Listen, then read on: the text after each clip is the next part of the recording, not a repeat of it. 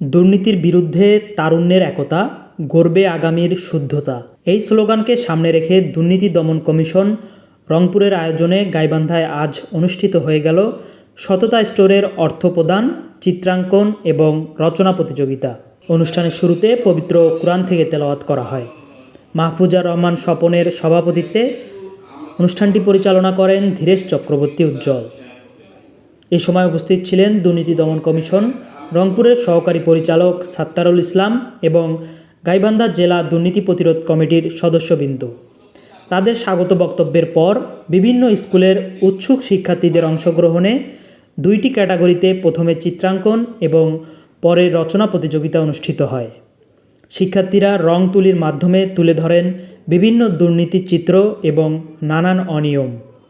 প্রতিযোগিতাটি বাস্তবায়নে সহযোগিতা করেন দুর্নীতি প্রতিরোধ কমিটি গাইবান্ধার সদস্যবৃন্দ। এমন আয়োজনে গাইবান্ধার শিক্ষার্থীরা অংশগ্রহণ করতে পেরে অনেক আনন্দিত।